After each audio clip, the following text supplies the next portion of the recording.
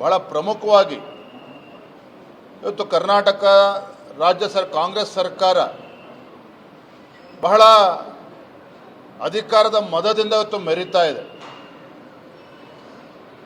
ಭಾರತೀಯ ಜನತಾ ಪಾರ್ಟಿಯ ಕಾರ್ಯಕರ್ತರನ್ನು ಟಾರ್ಗೆಟ್ ಮಾಡ್ತಾ ಇರುವಂಥದ್ದು, ಮಂಗಳೂರಿನಲ್ಲಿ ಸುಹಾಸ್ ಶೆಟ್ಟಿ ಹತ್ಯೆ ಆಯಿತು, ತದನಂತರದಲ್ಲಿ ನಿನ್ನೆ ವಿಶ್ವ ಹಿಂದೂ ಪರಿಷತ್ತಿನ ಪ್ರಮುಖರನ್ನು ಬಂಧನ ಮಾಡ್ತಕ್ಕಂಥ ಷಡ್ಯಂತ್ರವೂ ಕೂಡ ನಡೀತು. ಗುಲ್ಬರ್ಗಾದಲ್ಲಿ ನಮ್ಮ ಛಲವಾದಿ ನಾರಾಯಣ ಸ್ವಾಮಿ ವಿರೋಧ ಪಕ್ಷದ ನಾಯಕರು, ಒಬ್ಬ ದಲಿತ ನಾಯಕರು, ಅವ್ರ ಜೊತೆ ಯಾವ ರೀತಿ ಗುಂಡಾವರ್ತನೆ ನಡೆಸಿದ್ದಾರೆ ಕಾಂಗ್ರೆಸ್ ಗುಂಡಾಗಳು. ತದನಂತರದಲ್ಲಿ ನಮ್ಮ ಚೀಫ್ ವಿಪ್ MLC ರವಿಕುಮಾರ್ ಅವ್ರ ಮೇಲೂ ಸಹ ಏನೊತ್ತು ಕೆಲವು ಮಾತುಗಳನ್ನು ಆಡಿದ್ದಾರೆ. ಅದಾದ ನಂತರದಲ್ಲಿ ಅವರು ವಿಷಾದವನ್ನು ಕೂಡ ವ್ಯಕ್ತಪಡಿಸಿದರು ರವಿಕುಮಾರ್ ಅವರು. ಅದರ ನಡುವೆನೂ ಸಹ ಯಾರೋ ಮೂರನೇ ವ್ಯಕ್ತಿಗಳ ಮೂಲಕ ಕಂಪ್ಲೇಂಟನ್ನು ಕೊಡಿಸಿ FIR ಅನ್ನು ರಿಜಿಸ್ಟರ್ ಮಾಡಿಸಿ ಅವರಿಗೆ ಅವಮಾನ ಮಾಡ್ತಕ್ಕಂಥ, ತೇಜೋವಧೆ ಮಾಡ್ತಕ್ಕಂಥ ಕೆಲಸ ಇವತ್ತು ರಾಜ್ಯ ಸರ್ಕಾರದ ಕುಮ್ಮಕ್ಕಿನಿಂದ ನಡೀತಾ ಇದೆ. ಇದೆಲ್ಲವನ್ನು ಕೂಡ ಬಗ್ಗಬಾರ್ದು. ನಾವು ಭಾರತೀಯ ಜನತಾ ಪಾರ್ಟಿ ಯಾವುದೇ ಕಾರಣಕ್ಕೂ ಜಗ್ಗಬಾರ್ದು.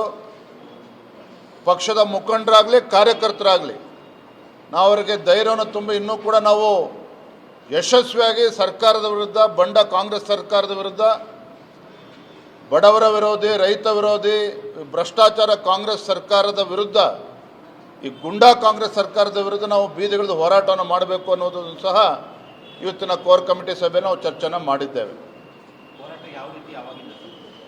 ಚರ್ಚೆ ಮಾಡಿದ್ದೇವೆ. ದಿನನಿತ್ಯ ಹೋರಾಟಗಳು ನಡೀತಾನೆ ಇರ್ತದೆ. ಇವತ್ತೆಲ್ಲವೂ ಕೂಡ ಚರ್ಚೆ ಮಾಡಿದ್ದೇವೆ. ಬರೋಂಥ ದಿನದಲ್ಲಿ ರೂಪಿಸ್ತೇವೆ.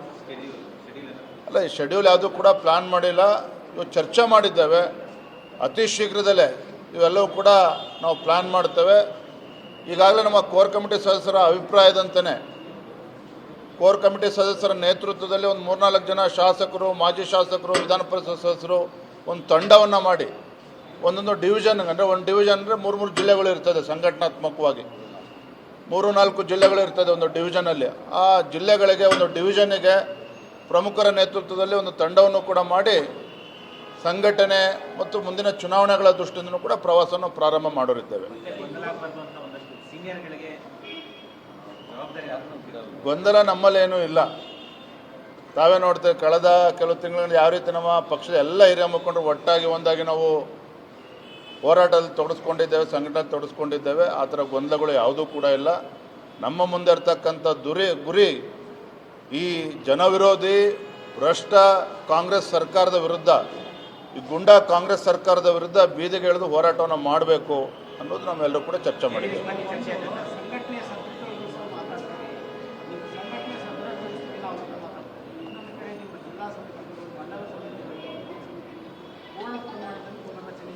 ಈಗಾಗಲೇ ಸರಿ ಇದೆ, ಇದನ್ನು ಕೂಡ ಚರ್ಚೆ ಆಗಿದೆ. ಬರುವಂಥ 8-10 ದಿನದಲ್ಲಿ ಇವೆಲ್ಲವೂ ಕೂಡ ಸಂಪೂರ್ಣಗೊಳಿಸ್ತೇವೆ.